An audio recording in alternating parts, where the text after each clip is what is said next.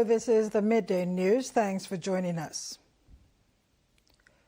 A suspect was arrested and charged with willful murder for the death of Goilala man during a fight between Engens and Goilala at Talai settlement recently.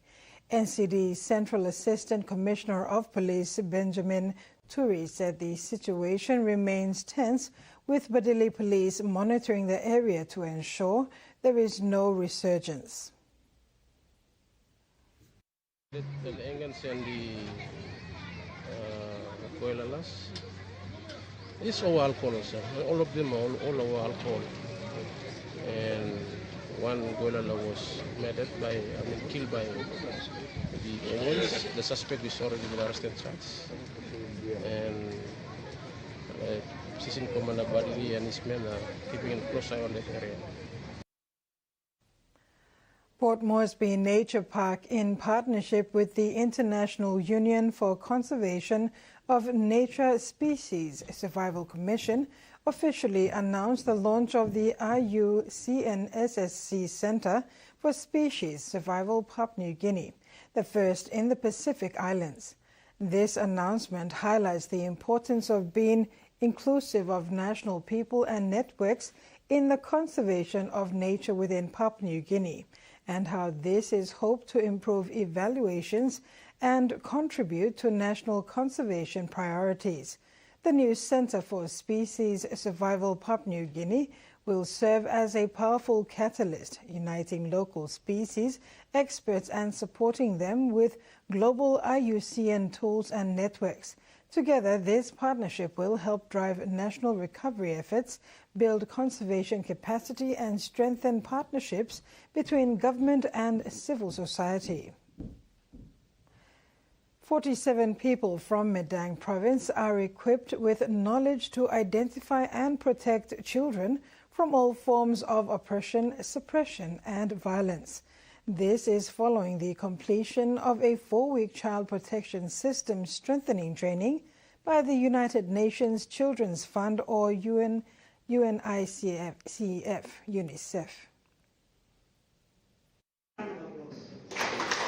The 4 weeks training emphasized on the need for more improved policies and bylaws to protect children in the country.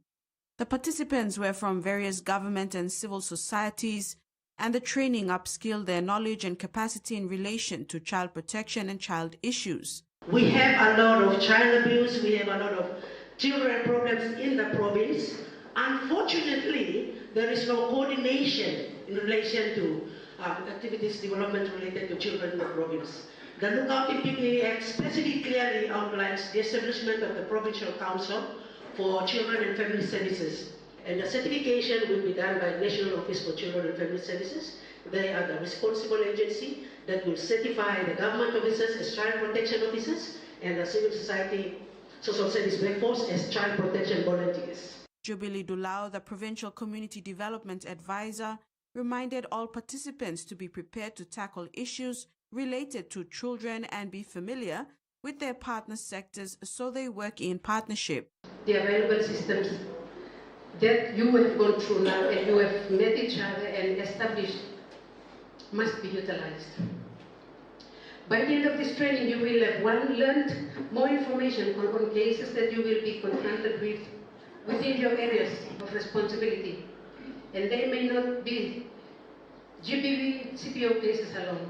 Other cases may also come to you, supposedly Lukimo said, you have done the best you can to deal with a certain case. Any other cases that people encounter in the communities, within the vicinity that you live with, will come to you. In order to strengthen their systems network, they will still have to undergo and report a minimum of 3 cases, which they have dealt with. These case studies are crucial in showing the stakeholders and facilitator that the training has been fully understood. From there, they will later be awarded the actual training certificates. Provincial Administrator Daniel Aloy stated that moving forward, he would like to see a better plan and policy in place to protect women and especially children for the next 50 years. So the challenge to us is to ensure that what we are doing now does not fall into the same space that women, gender, has fallen into in the government space.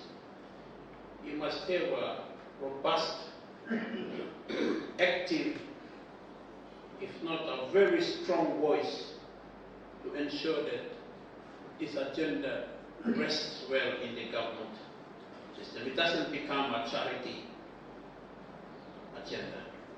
It doesn't become one of those sorry agendas. It doesn't become one of those agendas, yeah, if and when we have money, we will support. It's a challenge to us.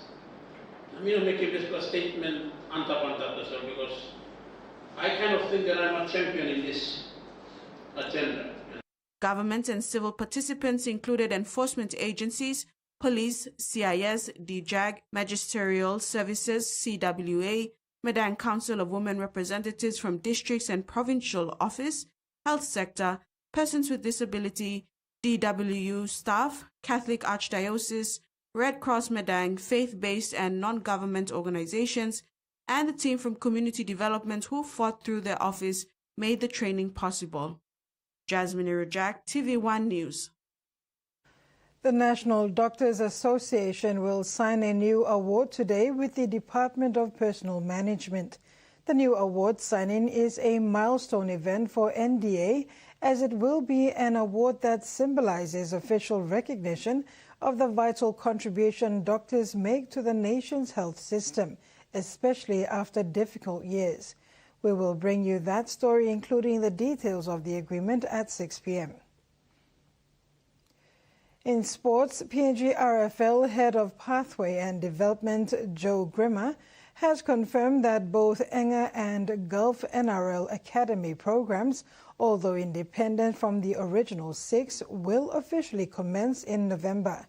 They now join the 6 existing academies of NCD, Central Lay, Gorka, Hagen and NGI. Goes the first try. To start the process, they have conducted staff inductions and the coaching conference in March this year, welcoming all new staff into the program and aligned them with the vision and standards. He said they have created 106 staffing positions across 8 locations. Each location will select 30 Year 7 and Year 8 boys, 30 Year 9 and 10 boys, 30 Year 11 and Year 12 boys, and 30 open females. This means a total of 960 players, boys and girls, will commence training on 1 November. Players will train twice a week for 22 weeks, a structure designed to significantly endure the skill gap when compared to European, Australian and New Zealand sporting programs. Grimmer stressed that this program is a massive opportunity to mentor PNG's best young rugby league players in the areas of skill, technical ability and tactical understanding. Most importantly, it will instill accountability and discipline, ensuring players understand that their actions have consequences both on and off the field. Terry Longwood, TV1 Sports. The Chief Executive Officer of the PNG NRL expansion team, Andrew Hill, has resigned from his role with less than 2 years remaining before PNG joins the NRL in 2028. Hill's decision to quit the PNG franchise came after he landed a new role as the Panthers Group Chief Executive. Confirming his resignation with this newsroom, Hill stated that he is grateful to be part of setting up the PNG NRL franchise. Being closer to his family is one of the main reasons for his decision to join the NRL benchmark franchise in Panthers. Hill confirmed that he has been offered an exciting role that will allow him to align his skills and experience. The outgoing PNG NRL franchise CEO noted that it is the right time to transition the leadership of the franchise and wished the best for the PNG franchise, noting that PNG is well positioned for the 2028 entry. The PNG NRL board and management are expected to formally announce Hill's departure. Once Hill's position is filled, the PNG franchise will need to find a coach and football staff before building a roster for the 2018 NRL entry. Susan Oreape, TV1 Sports.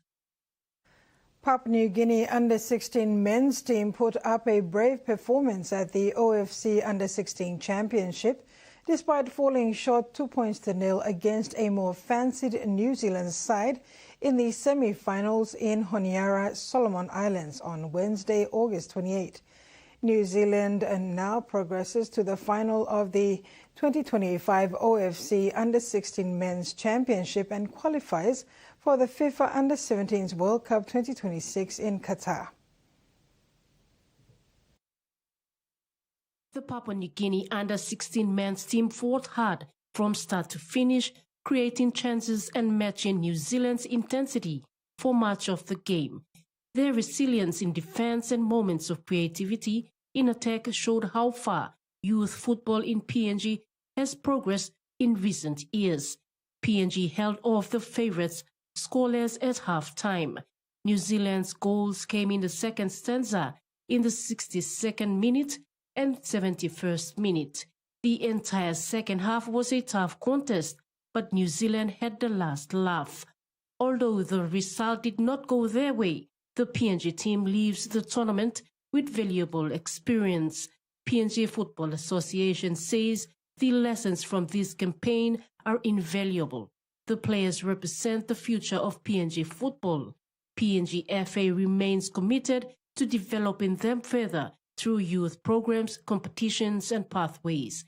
PNG FA acknowledges the tireless efforts of the coaches, staff, and families who supported the team, as well as the fans and partners who rallied behind the team throughout the tournament. PNG will have one last chance to reach the World Cup in Qatar when they face Fiji in the third-place playoff on the weekend, while New Zealand go on to face New Caledonia in the final of the OFC Under-16 Men's Championship 2025 on Saturday. Susan Oriape, TV1 Sports. And that ends our news update. Do join us at 6 tonight for more.